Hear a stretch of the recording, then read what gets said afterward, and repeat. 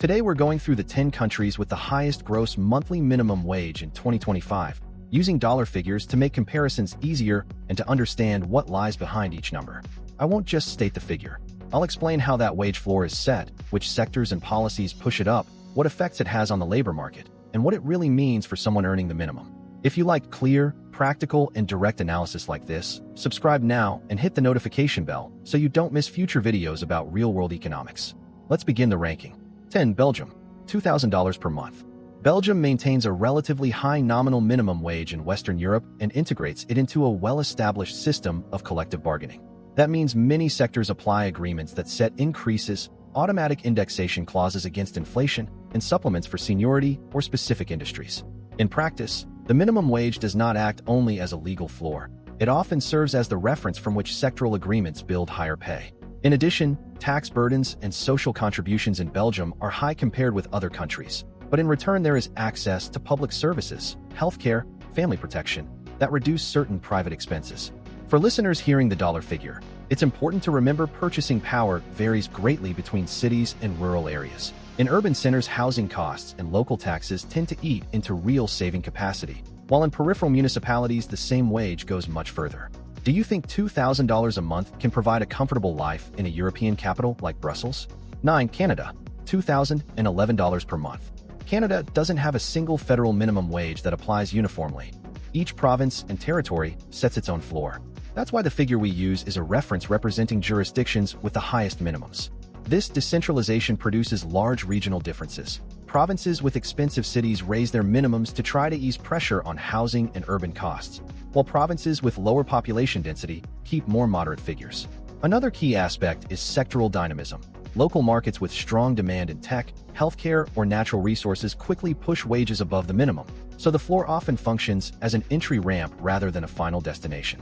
From a fiscal perspective, Canada offers transfers and subsidies that can complement household income. However, housing costs in Vancouver, Toronto, or parts of Alberta are decisive when calculating quality of life. Would you rather live in a large Canadian city on that wage, or in a cheaper city where it stretches further? 8. France, $2,022 per month.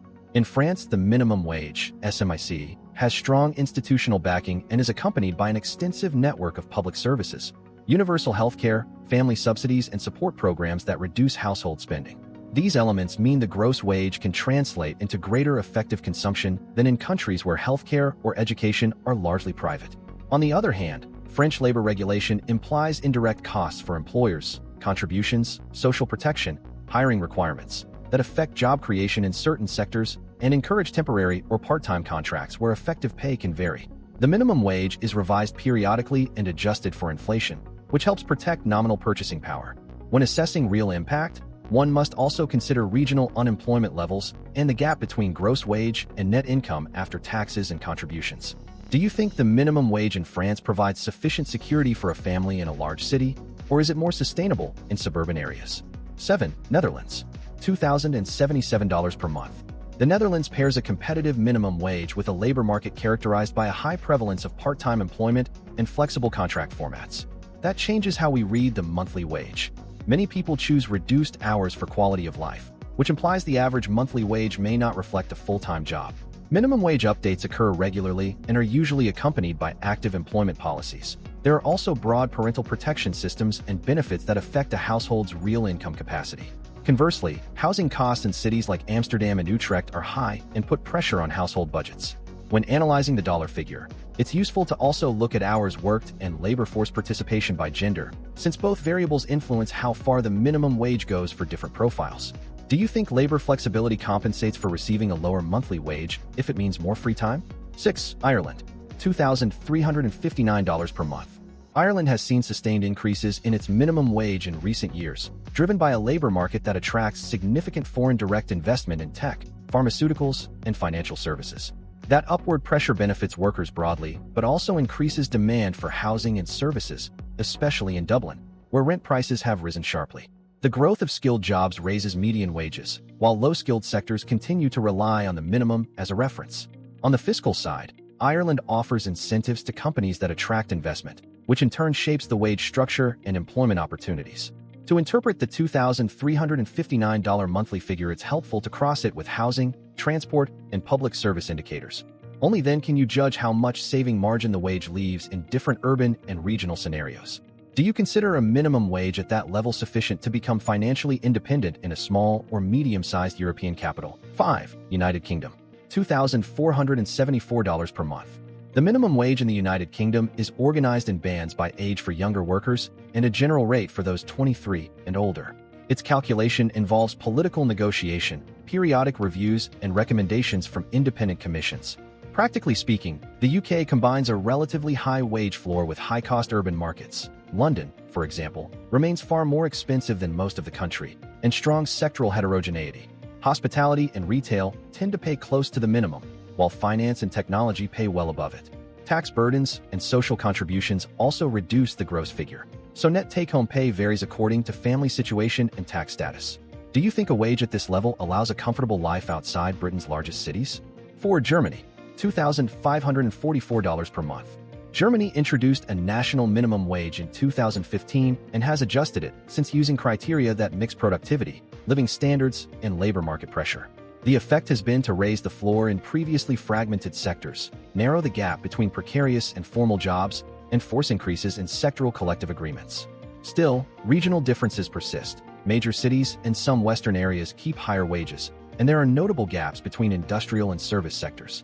Social protection is also relevant. Contributions and benefits provide broad coverage, health, unemployment, pensions, which shapes the practical impact of the gross wage. Do you think Germany's minimum wage has improved job quality, or do large internal gaps remain? 3. Luxembourg. $2,675 per month for non-skilled workers. Luxembourg stands out for very high nominal figures and for a labor market with unique features, an economy concentrated in finance, administration and high-productivity services, and a large cross-border workforce that commutes into the country.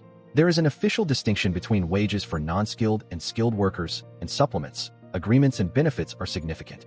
Taxes and housing costs reduce the nominal advantage, but the combination of high wages and a strong welfare system keeps Luxembourg at the top nominally. It's also important to remember regional labor mobility. Many who work in Luxembourg live in neighboring countries where cost of living differs. Do you think such high nominal figures accurately reflect the real well-being of the local population? 2. New Zealand. $2,791 per month. New Zealand has implemented periodic increases to its minimum wage and has linked adjustments to inflation and political commitments to improve work conditions. Its demographic structure and lower population density mean that, outside major cities, this wage tends to stretch further than in dense metropolitan areas. Key sectors such as agriculture, services, and tourism shape labor markets in many regions, while Auckland and Wellington can see housing and service costs consume a significant share of income. New Zealand's labor policy typically includes transparent review mechanisms that create public debate and some predictability around the wage floor. Do you think in a lower density country a high nominal wage translates into better quality of life? 1. Australia. $2,876 per month. Australia tops this nominal ranking. The national minimum wage is set and reviewed by the Fair Work Commission through periodic processes that consider inflation, productivity, and basic needs. Sectorally, mining, construction, and professional services push wages upward, but major cities, Sydney and Melbourne, have housing costs that can erode the nominal advantage. The tax system and social contributions determine how much ends up in workers' pockets. In short, the highest nominal minimum wage appears in a country with robust labor institutions and review mechanisms, but real saving capacity depends heavily on region and job type. Would you be surprised to live in Australia on this wage if not located in one of its major cities? 3 final conclusions about the 10 countries. 1. A high minimum wage in dollar terms is a useful reference, but it doesn't tell the whole story. Taxes, contributions, access to public services, and, above all, housing costs determine real well-being. 2. In almost every country on the list there are large differences between regions, cities, and sectors. This makes the minimum wage a tool with very different effects depending on local context. 3. Collective bargaining, regulatory commissions, and periodic review mechanisms, like those in Australia or the UK, stabilize nominal purchasing power but also raise debates about employment creation and competitiveness. We've covered the 10 countries with the highest gross monthly minimum wages in 2025, from Belgium to Australia. And we saw that behind every figure there are rules, agreements, markets, and costs that dramatically change the experience of those earning the minimum. If you found this analysis useful and want more videos with clear, shareable data, subscribe and hit the notification bell. Thanks for watching. See you in the next analysis.